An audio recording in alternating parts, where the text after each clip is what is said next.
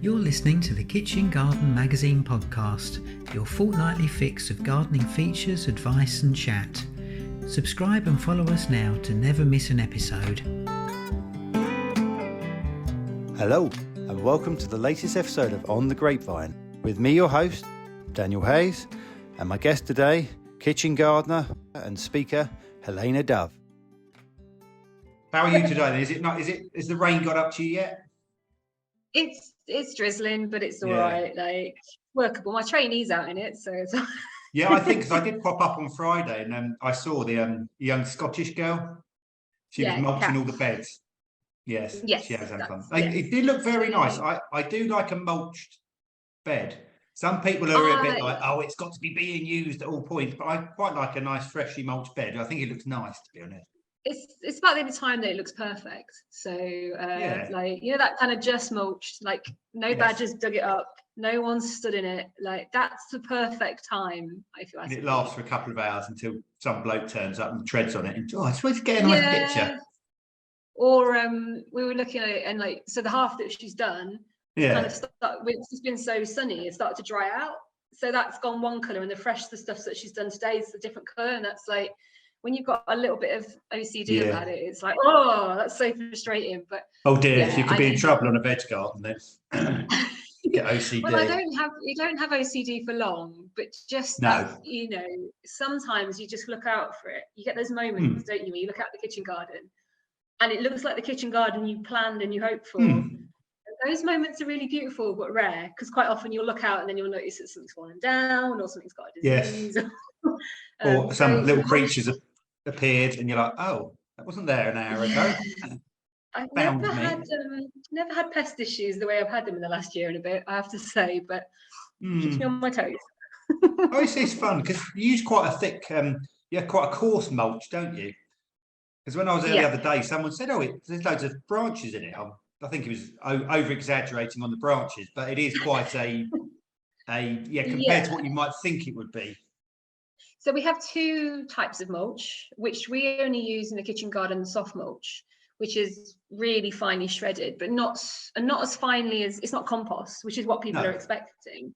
And then we do have in the evolution garden around it, that's the woody mulch, and that is really thick mulch, but we put that on really hard, like really thickly. The stuff in the kitchen garden this year it's winter, so there's a real like fight for the end of the summer mulch, which is like really fine. And then obviously autumn you're putting in leaves and twigs, so then the stuff that's coming out now is a little coarser. But actually what we do is we rake it a couple of times, take off anything too massive, but we don't direct sow, so it's not a massive problem. So it's fine, and it all rots down, and you know. Well, it's what I explained to the chap. I said, funnily enough, the plants, vegetables don't care, because the things that they want, you can't see. You might think a piece of dirt, people might just think, oh, that's got nothing good in it. Well, it actually might be full of something amazing for obviously certain plants, like certain things. Hence, brassicas love clay, where most gardens, oh God, I mean, I do no dig, and I haven't done it for about 20 years. But that's just because I'm lazy.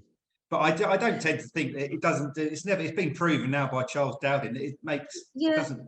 In fact, it probably to the detriment of your vegetable plot. Well, when we've spoken to some of our science, we don't have soil scientists as such here, but when we speak to mycologists and folk like that, they completely agree that the science is definitely don't disturb your soil. But even when you think about no dig, you know, you think about what happens in nature, like the animals deal with the top layer, and no one's digging it in. And you've got a much healthier soil if it looks after itself, it's more resilient. I mean, just everything about no dig makes sense to me. I understand why ground has been dug over for years and years and years. I see what's happened and I understand it, and I'm not, you know, going to shout at people for it, but for myself it just makes more sense and it's easier. As you say, it's the sort of lazy, I've been told to stop saying lazy, it's efficient. It's an efficient way of managing the soil. I can dig it over, but you need to be efficient, obviously. This is the thing. Whereas, because this for me, myself, it's a thing. I know some people do. I remember chatting to Adam Frost, and he likes digging it over because he says it's a great way of getting whatever's angsting him. and as I say, there's no right, no wrong. It's the same as crop rotation. It's been pretty. I mean, that's a big thing, but that was mainly by farmers who probably overdid the piece of land and kept pushing it, getting every bit. So of course they had to rotate because they ended up with just killing the land off. Yeah, but you don't really need to do it in a small sense, I don't think. No, and you definitely don't with no dig because you're replacing the top layer. So you know, most veg, they don't have the longest roots compared to like perennials, for example. No. So, you know, I do, when people are digging in compost or manure or whatever, down to 6 foot or something, spits depth. That's not where the roots are. So like by putting the mulch on the top, you're giving them the nutrients. Let the worms do the work, Helena. That's what I say. And the trainee, no, you need one of those. But no, like it's easier and it makes more sense to me. And you know, we do copy a lot of horticulture comes from agriculture, a lot of it. Yes. And when you par it back and you realize you're doing different, it's different, it's not the same thing. So why would you copy them exactly? But also look at agriculture now. A lot of them are having to add back nutrients because they've dug. You know, there's a real focus on carbon lockup. So they're trying to not dig over. So in an odd way, it's kind of twisted back. So the agriculturalists are looking at what the horticulturalists are doing. And, you know, things going like the world goes in, weather patterns go in. I mean, around this area, you go back to the 60s, we'd have had 6 foot snowdrifts, and there weren't. Do you know what I mean? It wasn't an unknown thing around here, but of course, I think everything goes in a circle. And as you say, and I suppose a lot of it is people copy what their forefathers or foremothers did, say. And as you say, it just takes obviously someone to say, is there a better, or is there? I think you're right. Is there a more efficient way? And I think this is the thing nowadays is it's all about efficiency. And also large-scale agriculture doing it for money purposes. They're not necessarily doing it for the purposes of the ground and the world around you. They're more interested in what's my profit. Yeah, and you've got to feed countries full of people. So, yeah, it is really, but no dig is, I mean, I've never really dug over the soil. I did it in my level 2 RHS. As you were forced to, I got marked on it and I did fine. I must admit, I've been a gardener 35 years and I've never done an RHS course in my life. I think I failed quite quickly. They don't do it anymore. This was ages ago when I was doing it. And I tell you what, double digging in the middle of winter on clay soil was just, I think it was horrible. A bit younger than me. But it's the thing is how it's changed a bit. I mean, I'm knocking on 50 now. In fact, next year I will be. There wasn't really the options to do horticulture much when I went to Marysville College back in the late 80s. And there wasn't much choice. It was I've got an HND in habitat management, which is as close as you're going to get to it. But there was nothing involving growing flowers, shrubs, things like that. The kind of shrubs are kind of like, oh well, they're over there things. We're more interested in. So I can manage your forest and your heathlands, but the world's changed now, and it's almost it's a real viable option to become. Years ago, gardeners were like, well, what do you want to do? Well, I don't really know what I want to do. Well, you can be a gardener. And it was a bit of a kind of like, well, just be a gardener. Whereas now, actually, it's you can actually have a really good career and it's got decent earning prospects as well. Because that was always the problem. It's a bit like, it's all right, but it's not the best paid job in the world, gardening. But now it's a good option. And there's lots of different arms, you know, you do a slightly different arm to what I do. And there are benefits to both. And the more you get into it, I think the more you do discover there are lots of different pathways. Like even I get people coming in here and going, oh, so you're a gardener? And I was like, oh, I'm the kitchen gardener. Oh, I didn't know you could do just kitchen, you know, just veg growing professionally. And, you know, look what I do compared to what a market gardener does, which is entirely different again. So it's just like there's so many niches and it's great. And they are more open. And you've got the thing which I remember in when I was at college is, do you manage it for the wildlife or for amenity? And it's finding the happy balance. You obviously have to make it look nice because people come to see you. So it's not your own. You might think, I don't really like doing that, but I've got to do it, unfortunately, because it's not expected, but people are coming to see it and they don't really want to see it. It's the aim of the garden. I've always said that I actually think any garden, you can achieve 3 things. Like there's so many things that my garden could be. So for me, the first thing is ornamental because it's a tourist attraction. People are coming to see. Second thing is education. I want people to take away, what I'm doing and why I'm doing it. And then the third thing is it's a productive area. So I produce for the restaurants and for a little sale. But say, for example, a community allotment on site, which is for community, well, the priority there isn't the looks, it isn't the ornamental, it's actually the learning. So I think you can do 3 things really well in any space, but 3 things only. And you have to decide what's the priority. So that's kind of always been my, people kind of have come in with these great ideas we could do with the space, but I know that if I tried to do a 4th thing, I wouldn't do anything very well. So it's kind of, you decide what your area wants. At home, the priority is low maintenance. Can I have a gin and tonic while I wander around with a hoe? That's what the priority is there. It's different. We've got your number now. Yeah. Gin and tonic. Yeah, no, you're like mine. I like my allotment. It needs to look nice because it's in my garden and I have a wife and children who'd soon let me know if it looked messy. But it's just nice that after all these years, I've got an allotment just out on my back door. So it's great. I can go out of an evening where before I'd have to go and unlock all the gates, drive down there, walk to the bottom. Unfortunately, about 20 people stop you. Hello, Dan. Have a quick chat. And you finally find I've been here 45 minutes and I've not even actually got to my allotment. So it's quite nice. It makes me sound like a miserable old man, actually. But there you go. It's the goodness of my plants. No, I'm quite a solitary gardener. We don't open at a minute till 10 o'clock and we start at 7:30. And that's 2.5 hours where you can just get your head down and bob on with it. It's lovely. I mean, visitors are great as well, but to be able to just kind of sit and concentrate and it's really sweet and get things done is the thing. People don't realise it's nice chatting to people, but if people keep stopping you, suddenly look at your watch and think, should have done this by now, and then suddenly something else is pressing you and you're like, oh, I'm going to get there. Oh yeah. The biggest skill I learned when I started public gardening was to work and talk at the same time. It doesn't, if people don't always get me eye contact, but I will answer their questions. But if you've got a tray of veg or something in the heat, you just need to get it in the ground. So yeah, it's the first thing I taught my trainee is how to work and talk. It's vital. Very vital, I'd imagine. Yeah. Because how do you find? Because you had pretty. Because I think you started last. When did you get hold of it? I can't remember. Was it last May or April? The kitchen garden. So the new version of the kitchen garden. Yeah. So I've been here for 5 years, and the kitchen garden's been here for 10 now. But this time last year it was completely empty, and we were tearing the turf out and putting it elsewhere. So I got it back I got back on site on May, and we opened in June. So you had a very untypical English summer, which, as you say, because I say it must have given you some interesting highlights and some probably other things that maybe you might call low lights, I suppose. But I suppose it was a harsh old year for a new garden, because I dare say it probably had diggers and etc. and things. It had diggers, plant machinery going over it.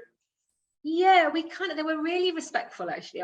There's a company we work with quite a lot, and they're pretty good. They mainly only roll over the paths, but also because we've got two really amazing old trees, we couldn't dig down very far. So actually we raised it up a little bit. So it wasn't too bad. So most of the beds are soil from the old paths. So the beds aren't too compact, but I've not had problems with compaction. It's more just getting to know a new site in the middle of a growing season, which was quite a nightmare, with all eyes on you. This was the year of food at Kew, and I was the new kitchen garden, and I was just going, oh, I don't know what's happening. Just kind of things went in much later than I would normally get them in. Mentioned previously, I've never had badger problems, and turns out they think it's hilarious to, you put your new rhubarb in, and then they'll pull it out again, and then you put it in again. And I lost that war. I lost all my rhubarb last year, but I just put some new in. And just things like it was so hot that the asparagus went in, but it didn't establish. So it has done okay, but it might be, rather than 2 years now until I harvest it, we might wait a third because it had a really poor start in the year. So the heat and planting things in June that I would normally plant out in May, it was all quite hectic. But it's great. Very nice though. When I came up in September, wasn't it? Yeah, I think it looks very nice. Because I noticed when I came back the other day, I don't know if you're growing your gourds and frombacinos, because I noticed you put apples in your lovely arches. Yeah, So that was always the plan. We've always had kind of, you can't do everything in the first year, and I've learned from bitter experience not try to. So yeah, we wanted to grow up fruit. We're never gonna. We have a little orchard at Kew, hidden away, but I wanted to grow apples. The door was private. Yes, that's it. Yeah. Oh no, the orchard's up in the orchard's actually up in Queens, so it's in a different area of the garden. Oh, it must. I'm thinking you must have your greenhouses hidden. Yes, I have a greenhouse hidden away in the corner. We have best place to hide. Yeah, best place to hide, I imagine. Also, it's a good place to just work, yes, but and have a cup of tea. But yeah, so yeah, the apples are now going to go over the arch. They're going to be grown as cordons. Because we don't have a big kitchen garden. I mean, we have a big kitchen garden compared to my back garden, but it's actually only about 1/4 of an acre, so it's not a ginormous site. So everything has to be restricted. So all the fruit's restricted. Yeah, interesting, because I've been to Wisley as well, because they've had their new world kitchen garden. I've got to think all the names. You're edible science, aren't you? They're not just kitchen gardens. We all call it kitchen gardens at the end of the day. Yeah, but you've probably got more growing, although they have a bigger area.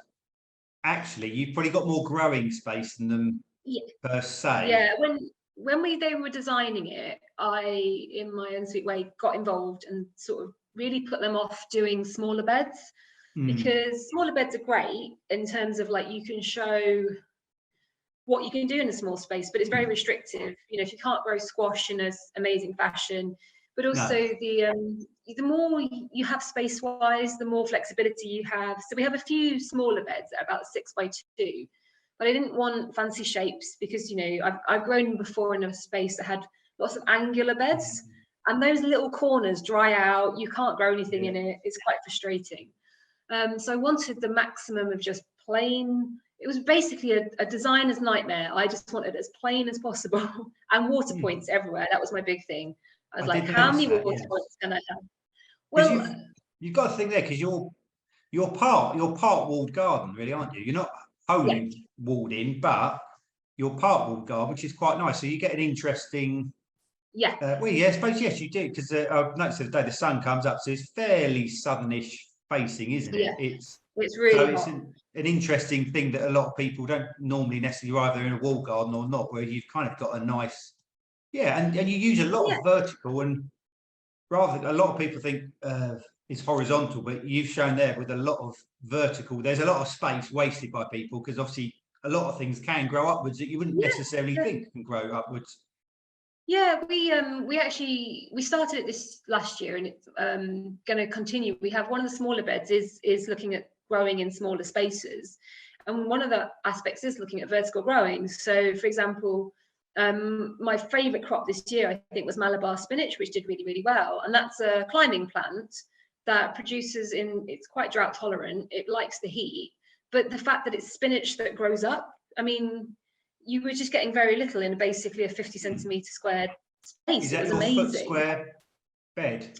It was in there, yeah. So that's it will soon outgrow that. I thought spinach. It will soon be out of going next door now. Yeah. So I think vertical growing is really, really important, and also the kitchen gardens are quite flat spaces otherwise. And although the kitchen garden has got a wall around it, what you don't see very often is right at the very end of where would have been the old kitchen garden is now the end of Evolution Garden. There's a big mound, and what the wind does, and we do get the wind, it comes sailing over that mound and it misses everything and it hits the kitchen garden. So having vertical structures actually breaks up the wind that I get from that direction. Because it doesn't feel like it's a windy site. It is quite covered, and it isn't windy compared to some sites I've worked on. Like I'm not comparing it to like an open site in Norwich somewhere, for example, but we still get this wind when it hits, and so you do need the vertical structures to kind of break it up and make shadow, and also there's crops like lettuces that struggle in the middle of summer because it's so hot. So if you've got vertical structures, you can grow them in the shade of kind of your beans and stuff. They don't bolt so fast, so you don't want to waste the up space. It's so crucial, and also it's kind of cool to like feel surrounded by plants like you're in a jungle. So I'm trying to compete with the glass houses. Yes. Well, I think it's an important thing. As you say, not many shrubs like to be battered by the sun all day long. Some like a lot of sun, but quite a lot of them, like most gardeners, oh, you must love it in this weather. Yeah, no, not if you're working in it. It's not half. You can't stop every 10 minutes for a nice cold lemonade. But No, so I think people have got to realise that a bit of shade, it doesn't do any harm at all, in fact. No, and shade is, and there's differing levels of shade. I think folk always go, I've got shade. But when you look, they've probably got dappled shade for about 4 hours of the day.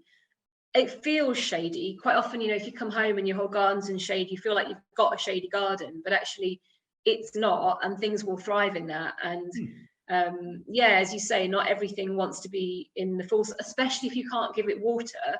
A lot of crops will benefit from a bit of shade. I benefit from a bit of shade. Your crops are not that different to you. They need a bit of shade.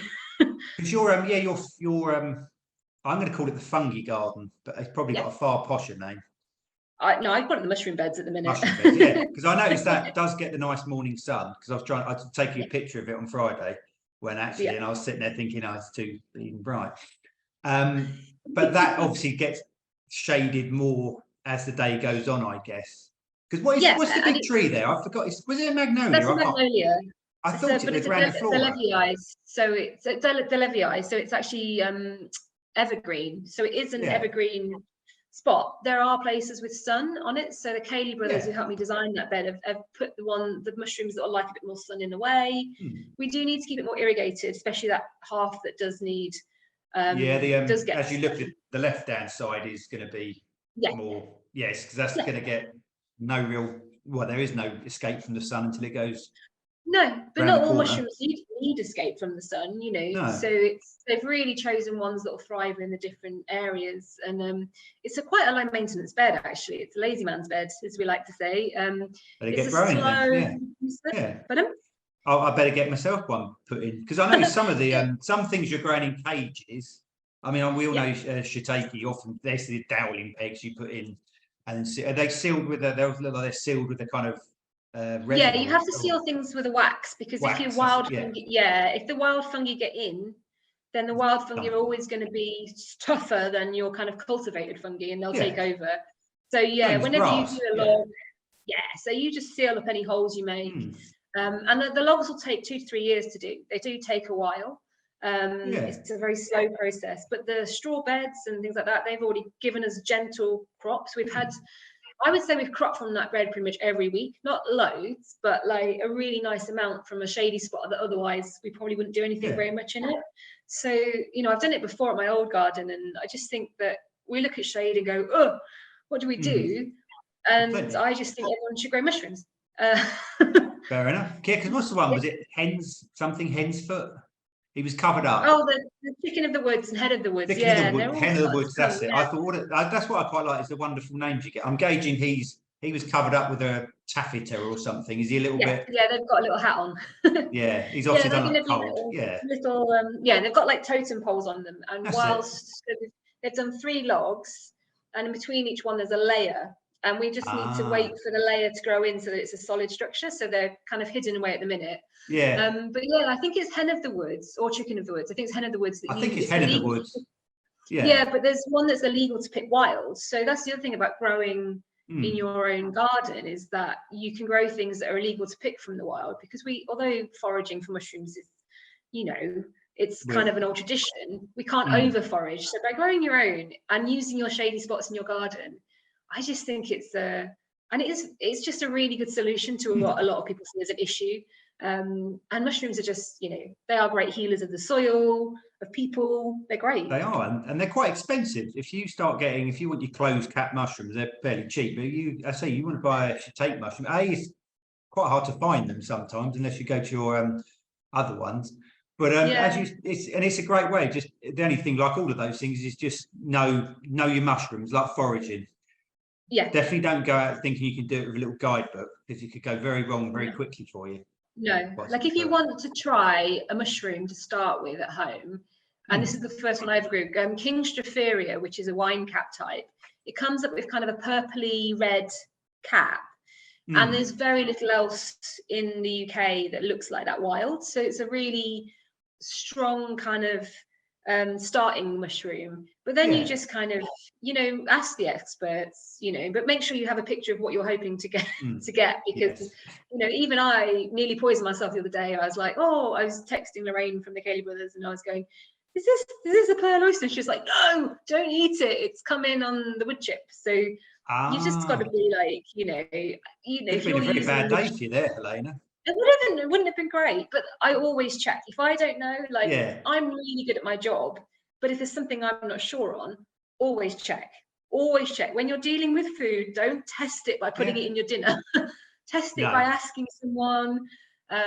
Your students will just go, she's having a sleep in the bed. It must be the warm mulch. She's like, oh, okay. Yeah, she's gone away. It's Friday. It's Fun Day Friday. Friday is the Fun Day Friday for me. And we do all sorts of things. So I sort of, but renowned for sort of like finishing things off and doing the fun little jobs. So she thought I'd just off and away on a mushroom somewhere. Who knows? But she's happy. That's what matters. Great. Yeah. Fun. So what are you looking forward to? Because obviously you're coming into we could call it your first proper season, couldn't we? Because you've had a winter and things like that. What kind of things are you looking forward to doing this year that you couldn't do this year? I have to say, like all these fruit establishings. So as well as the cordons over the arch, we've got some fan trained plums that we're going to be training. We've got some pyramid pears, some espalier apples. So I'm quite enjoying watching them develop. It's quite the first year when you're growing restricted fruit is quite it's interesting because you don't know which buds are going to, you've kind of snipped them off just underneath where you want them to burst, and it's quite interesting to see what bursts, and you have to check it really often so that you're like tying them in. So getting the fruit trained will be a really big one. There's a certain amount of luck in this, not luck, but there is luck. There's luck in everything, and you hope. Well, basically, I think your gardeners hope for the best, then you have to plan for the worst. But sometimes it works, and for whatever reason, sometimes it doesn't, and there's no rhyme or reason. No, but it's about being vigilant and watching and but it's always really fun because you don't know what's going to happen. I don't know whether we're going to have an excessively hot year or wet year. I don't know what's going to come. So I always just enjoy, I'm at the point where I've got my plans and I know what it should look like. And then I really enjoy the chaos of it starting and it all going, not being able to control it. But in another month, it will be bang, everything will be going crazy. Even just this week with the sun we've had, everything in the glass house, for example, that was growing okay has suddenly gone, yay, there's light, like let's get away. And and then they'll go leggy and things like that, and it's another problem. Lots of sinking of things, but we're lucky that we don't have any artificial light, but we get enough that nothing's too leggy. We don't start very much yet, really just peppers and some other bits and pieces, but the problem is we only have a very small heat mat, so I have to it's called heat mat Tetris. So you have to kind of get things on and off before you do the next thing. So we don't have these amazing facilities. We have a kind of, I think it's about 2 meter heat mat, which sounds like a lot, but it's not as much when you've got stuff on it. So actually, the only reason I start things early, such as the peppers, is that I have to get them off so I can get the aubergines on, then the aubergines off so I can get the tomatoes on. And it's a really good game of Tetris. It is, and the chosen one gets there. You soon know what your favourites are. This is it. You've been there for an extra day, have you? Yes. Yeah, I know. Don't let me down. But so there's not like a rush to start the season, but you work with what you've got, and what I've got is a heat mat that's not massive. I would love to have your little area in my back garden. I have to say I'm very, very lucky with what I do have. I do have good facilities, but I think folk think that there's like the best of the best. My glass house actually used to be an alpine house, so it's really well set up for woodland alpines. Not veg. But it's part of it. Like, you work with what you've got, and it's gardening, and you can make it work. So my chilies have come up. We're just pricking them out, and then hopefully the aubergines are going in a week or so, and then by the time we chat again, it'll be September. Well, this is it. And I've done none of mine yet. I do like watching social media, as they call it. I do like seeing people. I'm thinking, you're going early. I did some cauliflowers and some cabbage, but I've just got a small little greenhouse. I don't want to take up space of it. And they've come up. It's taken them 2 or 3 weeks, but they've finally shown their faces. So I did think that they wouldn't have made it, because we had some pretty hard old frosts a few weeks back. Brassicas are tough as boots, though.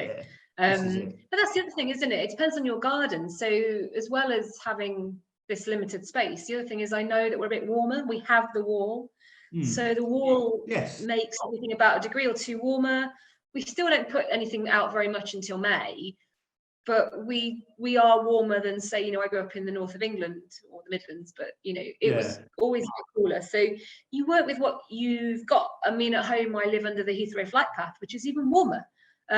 So we actually, it depends on your garden, you know. Whereas just away from me at Kew, there's the grass garden, which is a little frost pocket. So it's not, you know, it's knowing your space, knowing when you can fill it. Like I can get lettuces outside in March very, very happily. They'll be fine because we don't get any strong frosts. She says it might snow now, but they'll live through it. I can't use fleece because the badgers think that's hilarious. You like the badgers, don't you? You have a fun game with them.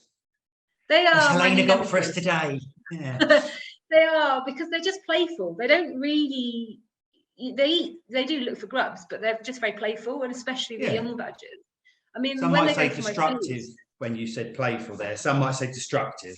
They are destructive, but it is playing. Yeah. I'm trying to get in their minds. But that's why we don't use fleece, because I think they think it's a cake and they run around wearing my fleece and then they tear it to shreds and it's the best game.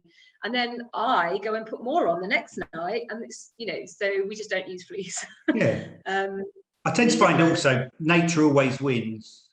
When people say I've tried to do this, I tend to think, but it always wins in the end. You might think you're winning, but you have a night off or something, or forget about it. It always wins. It always wins. Oh, but I mean, I get people coming in saying they've been trying to grow. For example, we don't grow leeks because my predecessor tried. We get leek moth, we get allium leaf miner, we get all these things. We get rust on them. And at some point, you can't keep fighting all the elements. Just don't grow leeks, because someone else somewhere is going to grow leeks really, really well. So I kind of like, you know, I'll try something once. If it doesn't work, I might try it again.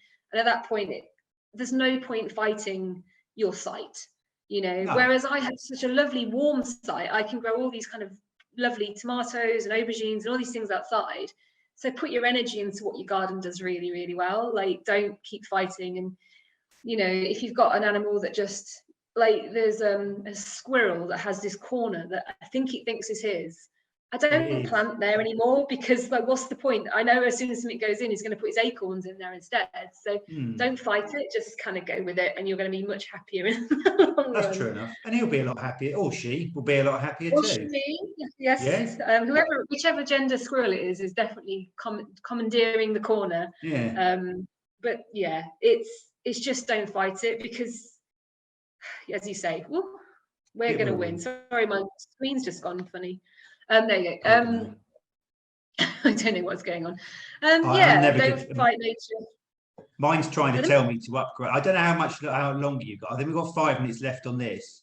I don't know if you've got. I haven't got much longer than that. I've got a group coming in 10 minutes. Yeah, so we've got. So we'll rattle through a couple of questions. Have you got any tips for growers? Because the readers of Kitchen Garden magazine love a tip. Love a tip for their veg.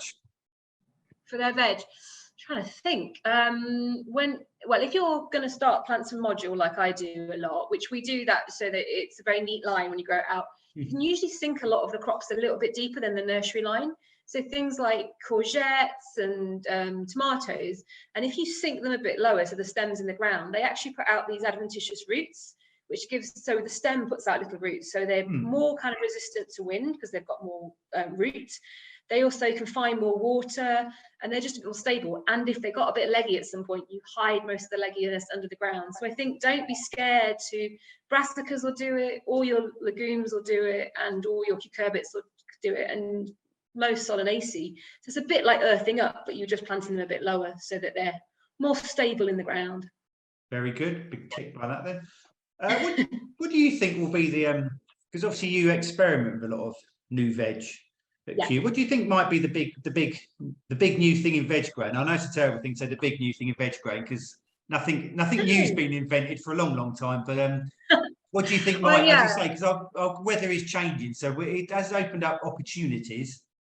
So I'm really keen at the minute on, I think I mentioned it earlier, Malabar spinach is a really good one. I think exploring different leafy crops is going to be quite vital, but also it's really fun. So I've started growing, we grow dandelions because they grow really well and they're quite tasty. The chefs like them. Callaloo grows really well now.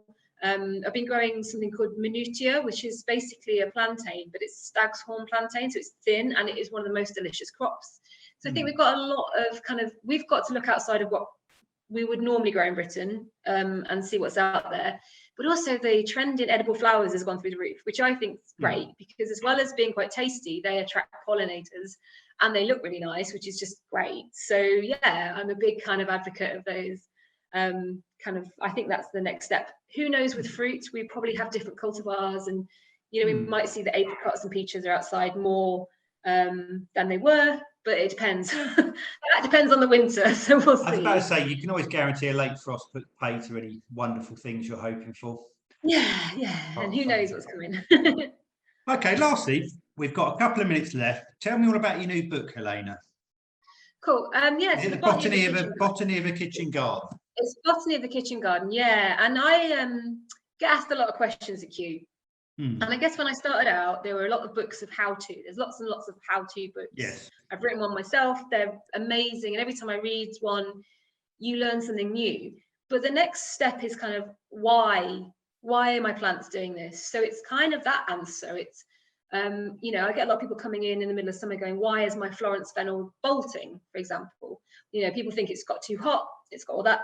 But the actual thing about Florence fennel is that it reacts to day length. So whenever your day length gets to 13.5 hours, it's going to bolt. It just is. It's its natural way. So therefore, by knowing that bit of information, that botanical bit of information, you can not grow them in July. So you either grow them in March, April, and harvest them by June, or start growing them again in September. So the book looks at kind of why your crops are behaving the way they are, tells you just things that you might not know, like beetroots, we call them root crops, but actually they're mainly made from stem. So it's that sort of next level of kind of understanding the crops. And a lot of the questions I get asked at Kew are, why are my crops doing this? Not how do I do it? So it's just that next level of information that helps me understand and become a better gardener, really. Lovely. Well, I look forward to getting my copy of it. I hope you have a lovely day. Thanks for joining us on the Grapevine. And thank you. And as I say, I'll see you again one day up there. Yeah, probably the end of the season when we've got some time again. Yeah, well, that's generally the way, isn't it? Yes. Super stuff. Thanks very much. If you've enjoyed this video, press the like button and also give us a comment. Let us know what you're doing in the garden at the moment. And if you like our videos generally, it'd be really great if you'd subscribe to our YouTube channel.